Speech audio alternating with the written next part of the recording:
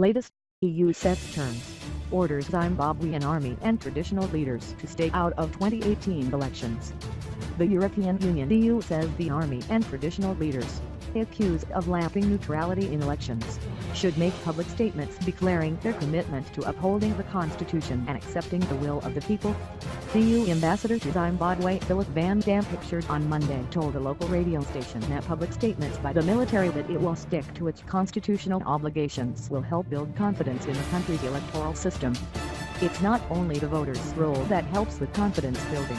A small example, which may be provocative and I am doing this on purpose, we have heard this call for peaceful elections as well as the impartiality of various actors in the process like civil servants and traditional leaders.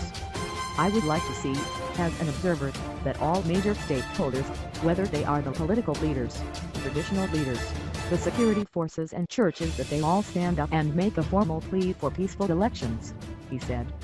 And that those who have in the past been accused of not being neutral, where they were supposed to be neutral, that they stand up and make a formal public plea to all the others that they will respect their constitutional obligations.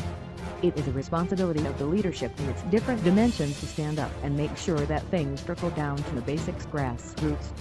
Zimbabwe's securities have been accused of meddling in the country's politics in support of ZANU-PF, epitomized by the infamous straitjacket statement on the eve of the 2002 presidential elections. Then Army Commander Zimbabwe's C.D. Mabushe, flanked by other senior military and security officials, issued a statement declaring that they would not salute any political leader without Liberation War credentials in what critics say was meant to torpedo the late MDCP leader Morgan Tsvangirai, who posed the greatest threat to former President Robert Mugabe's rule. Since then, other top military officials have waded into politics, culminating into Mugabe's ouster last November. The opposition have in the past few weeks also claimed that the government has deployed military personnel in rural areas ahead of elections later this year. But Foreign Affairs Minister Sibusiso Moyo said the country's military would only be there to guarantee the security of the vote and make sure everyone accepts the people's will.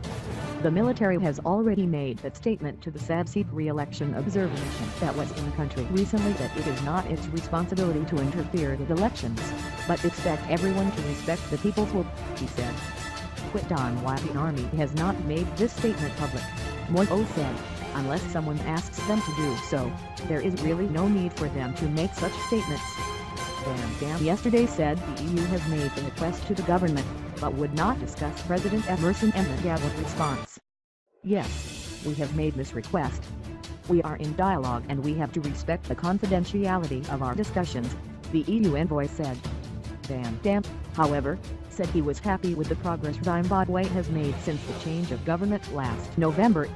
We need to find ways to continue with the confidence-building measures beyond the legalities in order to make the elections credible, he said. The parties can come together and agree on a process of conduct, and we are happy all parties have consistently expressed their wish for a peaceful election on top of transparency issues. Van Damme said the government needed to work on issues around media reform and access by political parties to state media as recommended by the African Union and SADC at the conclusion of the 2013 polls.